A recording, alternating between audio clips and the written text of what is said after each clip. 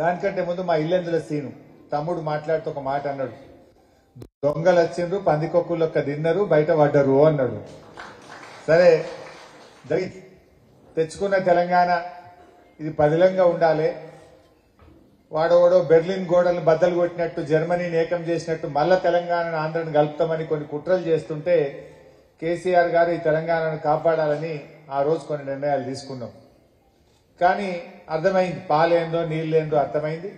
తమ్ముడు సీనుకు ఉద్యమకారులకు ఈ రాష్ట్ర సాధనలో చెమట చుక్కలు వచ్చిన ప్రతి ఒక్కరికి కూడా నేను చెప్పే మాట ఒక్కటే, ఇక ఆ దొంగల్ని మళ్ళా రానిచ్చేది లేదు.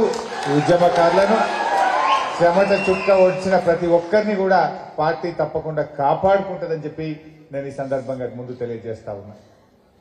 ఇకపోతే నువ్వు కొంచెం మాట్లాడుతుంటే బయటకు పోమ్మా, నువ్వు బయటకు పోయి మాట్లాడుతూ. అయితే ఈరోజు ఒక్క విషయాన్ని మనందరం కూడా గుర్తుపెట్టుకోవాలి. నవంబర్ 29 దీక్షా దివస్.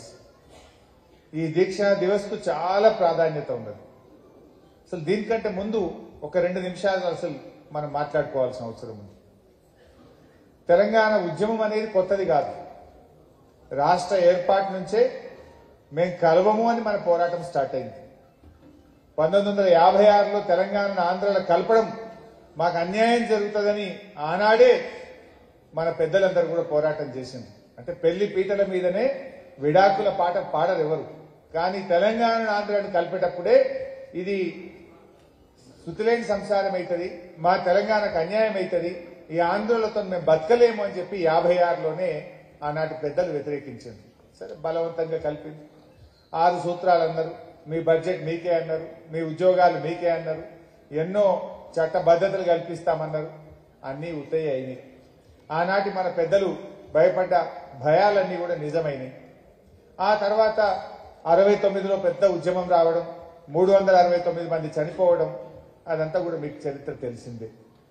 ఇంకా ఆ తర్వాత ఏమైందంటే ఇక ఏడొస్తే తెలంగాణ, గంత పెద్ద ఉద్యమంలో తెలంగాణ రాలేదు, అన్ని బలిదానాలు జరుగుతూనే తెలంగాణ రాలేదు, 11 ఎంపీలు గెలిస్తేనే తెలంగాణ రాలేదు, ఇంకేమొస్తుందని నీరు గారిపోయిన పరిస్థితి. ఆ సమయంలో దేశంలో కొత్తగా 3 రాష్ట్రాలు ఏర్పడ్డాయి. జార్ఖండ్, ఛత్తీస్గఢ్,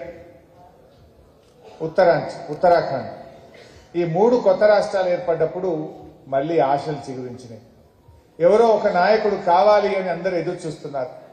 ఆచార్య జయశంకర్ గారు పెళ్లి చేసుకోలేదు, ఆయన జీవితమంతా తెలంగాణ కోసం అంకితం చేసింది. ఆయన జీవితమంతా తెలంగాణకు జరుగుతున్న అన్యాయాలను రాస్తూ ఎప్పటికైనా కేసీఆర్ లాంటి ఒక నాయకుడు రాకపోతాడా అని చెప్పి ఆయన పోరాటం కొనసాగిస్తూనే ఉన్నాడు.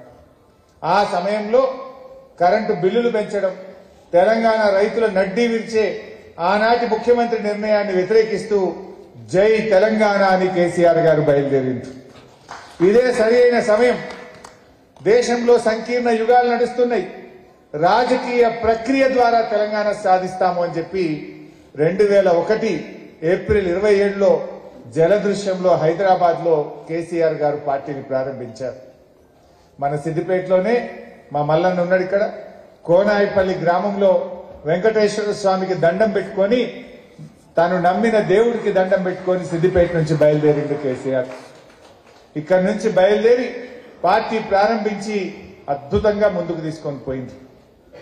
మరి ఆ రోజు ప్రారంభమైన ఉద్యమం మరి 2004 దాకా చాలా పోరాటాలు జరిగినాయి. పార్టీ పెట్టిన తొలినాళ్లలోనే కరీంనగర్, నిజామాబాద్ జిల్లా పరిషత్తులు గెలిపించుకున్నాం. పార్టీని బలోపేతం చేసింది, రాజకీయ పార్టీగా మలిచింది. 2004లో కాంగ్రెస్ పార్టీ మనతో పొత్తు పెట్టుకుంటామన్న నాడు కాంగ్రెస్ తో తెలంగాణ ఇస్తామని ఒప్పిస్తే కాంగ్రెస్ ఒప్పుకొని జై తెలంగాణ అంటే ఆ రోజు మనం పొత్తు పెట్టుకున్నాం. దాదాపు 26 మంది ఎమ్మెల్యేలు గెలిచాం. కేసీఆర్ గారు ఢిల్లీకి పోయింది, మనం 5 ఎంపీలు గెలిచాం.